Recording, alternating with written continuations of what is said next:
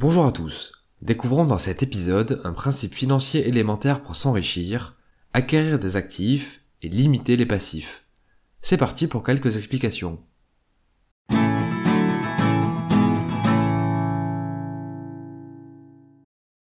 Commençons par comprendre ce que sont les actifs et les passifs.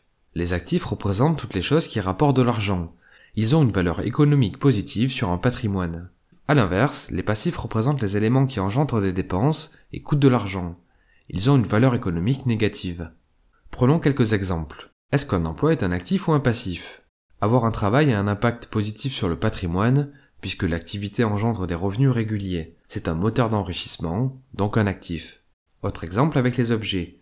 Les objets de collection tels qu'une œuvre d'art, une montre ou une bouteille de vin sont généralement considérés comme des actifs car ils peuvent avoir une valeur économique positive sur un patrimoine.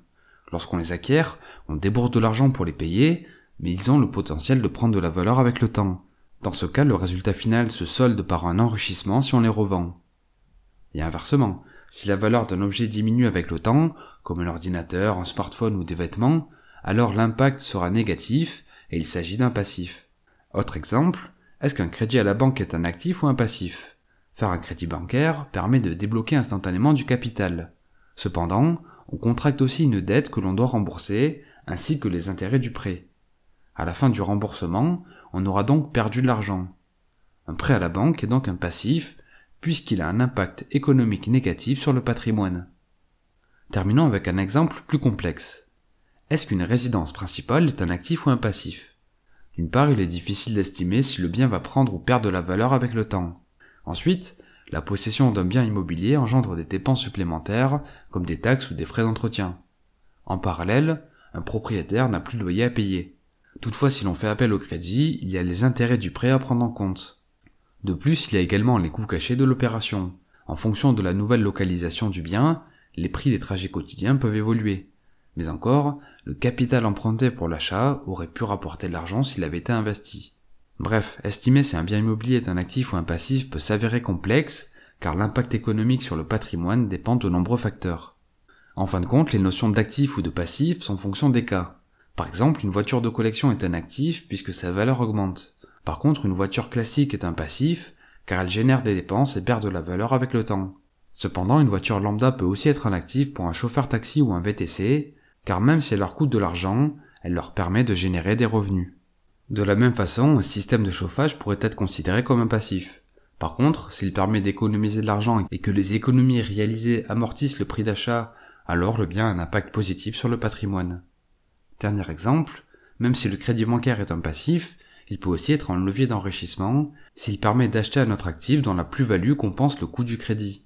Cela peut être le cas avec l'achat d'un logement qui passe généralement par la souscription du prêt. Si le capital débloqué permet d'acheter un bien qui s'apprécie avec le temps ou qui génère des revenus compensant le coût du crédit, alors l'ensemble de l'opération a un impact positif sur le patrimoine. Bref, le plus important à retenir est la philosophie derrière le concept financier d'actif ou de passif. Une citation de l'auteur Robert Kiyosaki l'illustre parfaitement. Pour s'enrichir, je cite, « Vous devez connaître la différence entre un actif et un passif et acheter des actifs. Un actif est quelque chose qui met de l'argent dans votre poche. Un passif vous en fait perdre. » Concrètement, on considère que les éléments suivants sont généralement des actifs. Un portefeuille boursier d'actions d'entreprise de valeur, un bien immobilier mis en location qui génère des flux de trésorerie positifs, des royalties sur une œuvre, une épargne placée, un emploi, ou les objets qui prennent de la valeur avec le temps.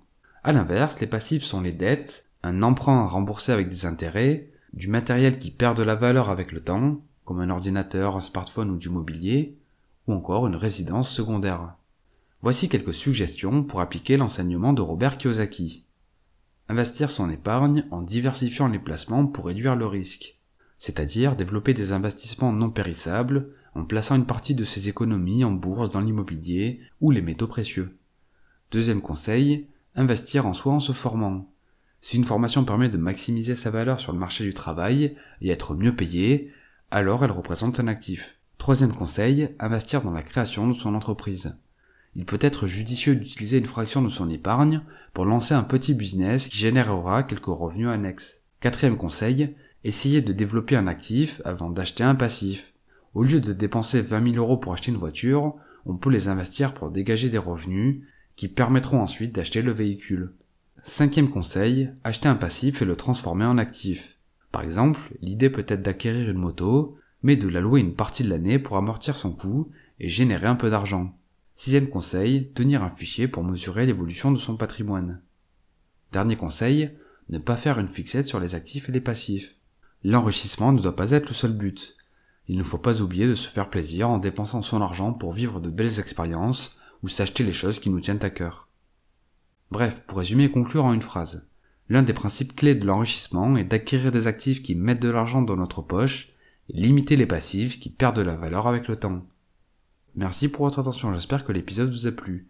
Si c'est le cas, je vous invite à le partager, à laisser un pouce bleu et à me faire part de vos remarques, questions et suggestions dans les commentaires. Pour ceux qui souhaitent creuser le sujet, je vous recommande la lecture des livres de Robert Kiyosaki. Les liens vers leur résumé sont en description. Pour finir, je vous suggère de vous abonner à la chaîne et d'activer la cloche de notification pour être informé lorsque de nouveaux épisodes paraîtront. C'était Mr. Fanjo, à très vite!